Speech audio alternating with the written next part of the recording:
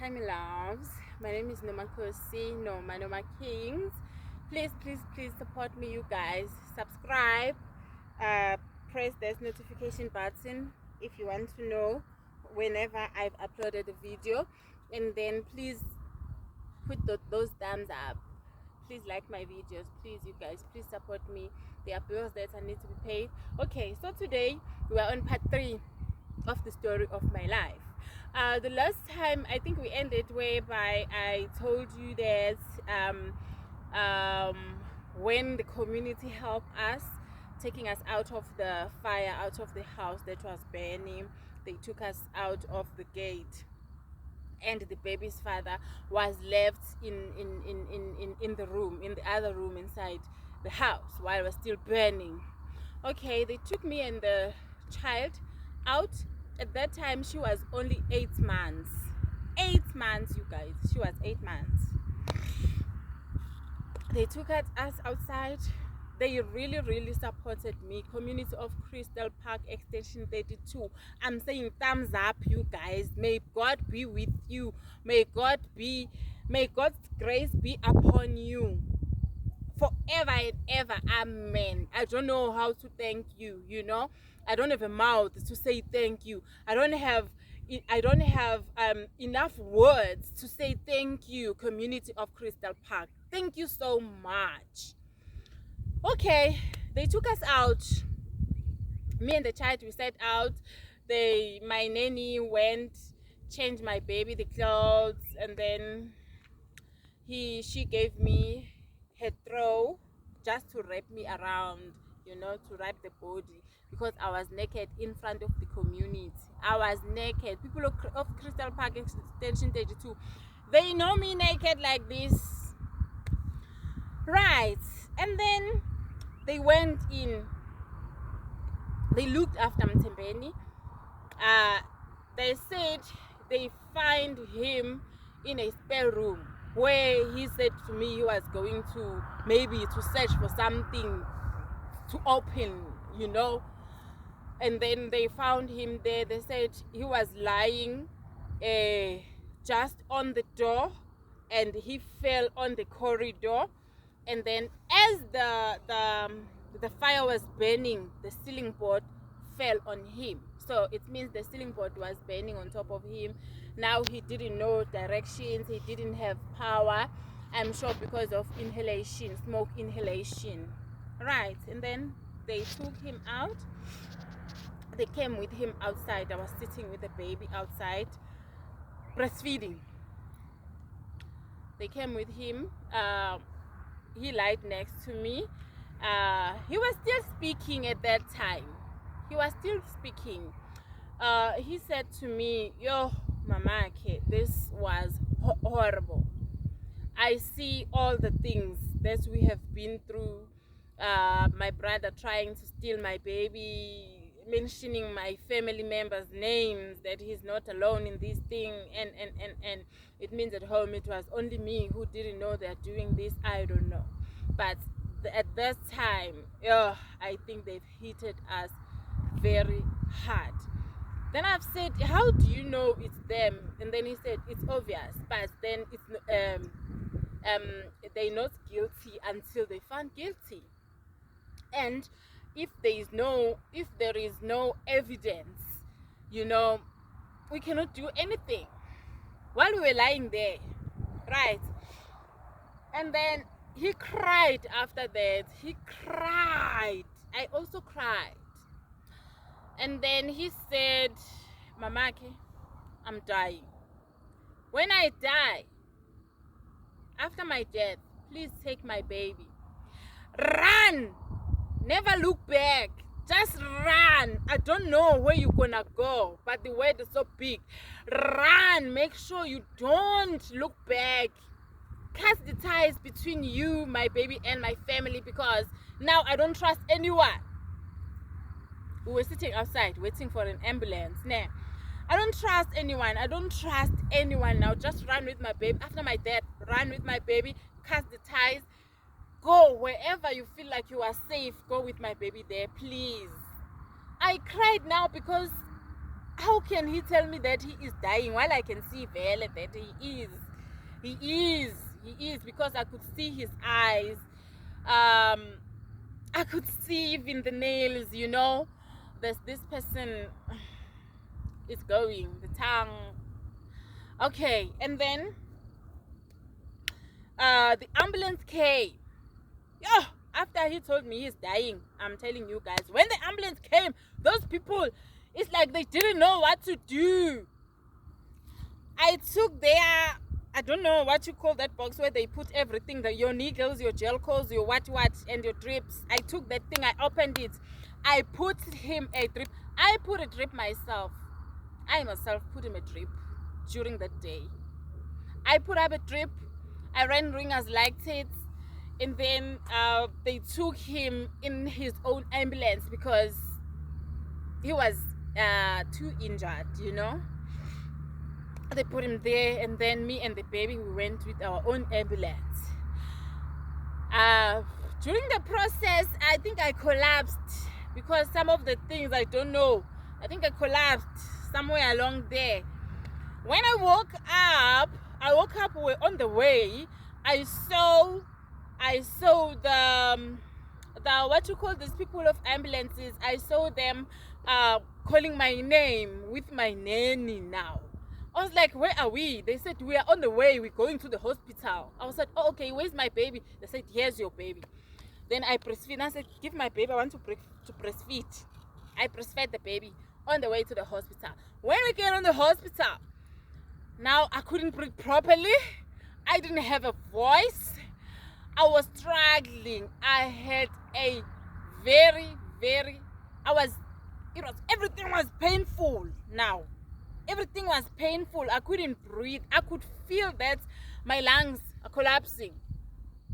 I don't know how to feel this, but I know what I was feeling at that time, right?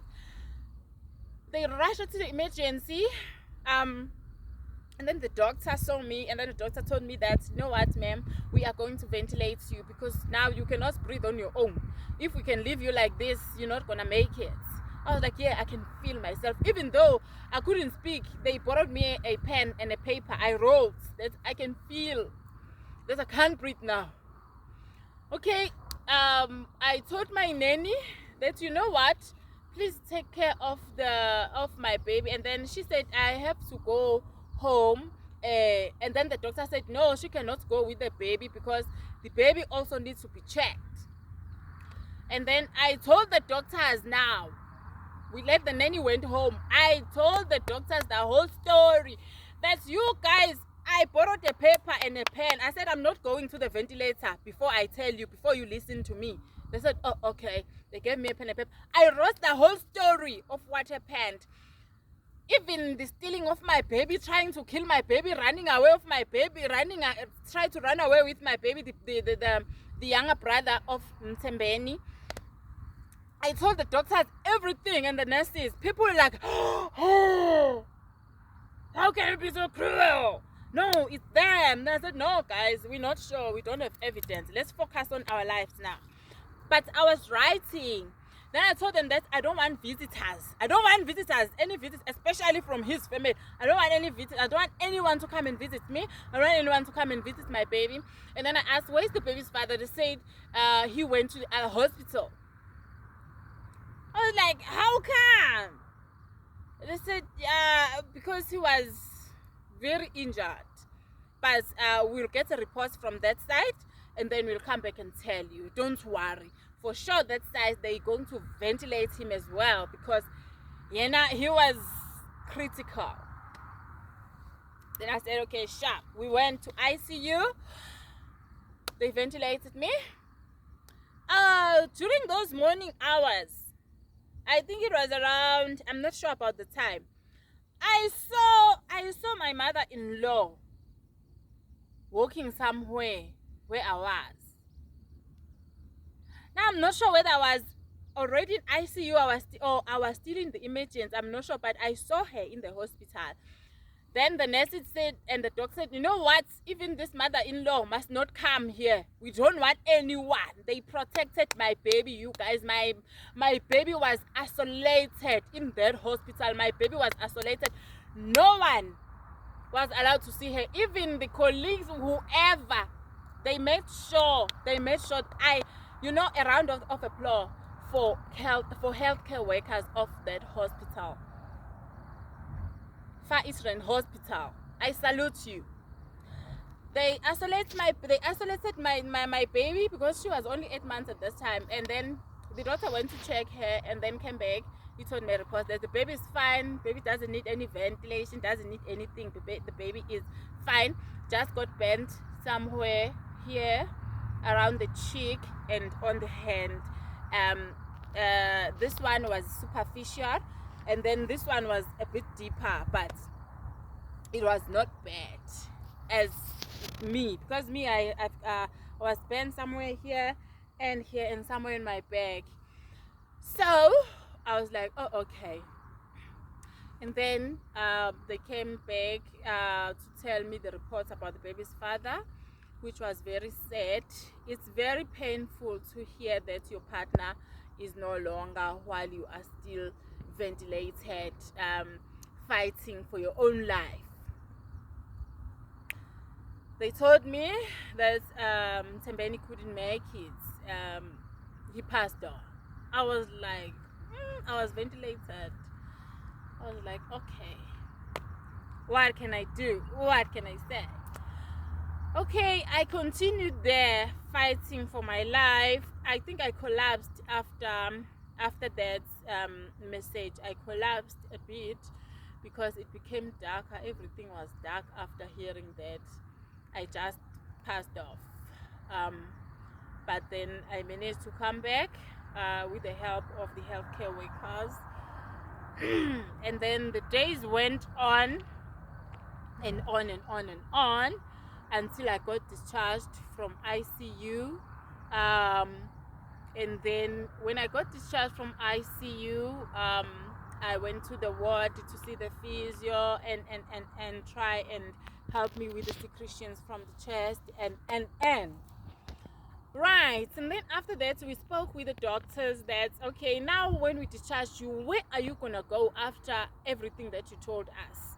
Why can't you, the other doctor volunteered, why can't you give me the baby, and then maybe you go home and heal? I'll make sure that I hide the baby. I said, no. I don't want you guys to get in trouble, because these people, I think they are gone. They are searching or investigating. I don't know, but there's a spiritual person that is involved in this, so I don't want anyone to be involved. God chose me. This is my war. If I have to fight, I'll fight until the end. If I don't know how to fight, as I don't know how to fight, God will fight for me until the end. It's fine. Whatever that happens, it's okay. If it's God's will, it's okay, And then we got discharged. My younger sister came to fetch me. Then we went straight home to heal. Yeah, guys, I will tell you now what happened at home during the grief. But I never went to the funeral. The last time I saw my baby's father was the time whereby we were sitting outside the gate after got bent. That was the last time till today. That was the last time I saw him, when he was telling me that never come in my funeral. I think he knew that he's going anyway. So after we got discharged, we went home. So you guys, I'm gonna stop here. We're gonna do part 4 now, telling you now about the grief at home. Now at home, my biological home, where I was born and raised. You guys, when you are a chosen one, you go through things. Even your own family will fight you. You will hear the story. I will tell you. Okay? I don't want the sun to set while I am here.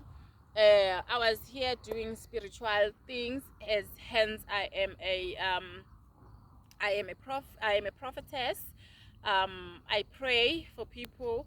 I heal people with water. I'm using water only. Yeah. Thank you guys. Love you. Please like my video, comment, subscribe. press that notification button so that every time I upload, you see me. Cheers. Love you.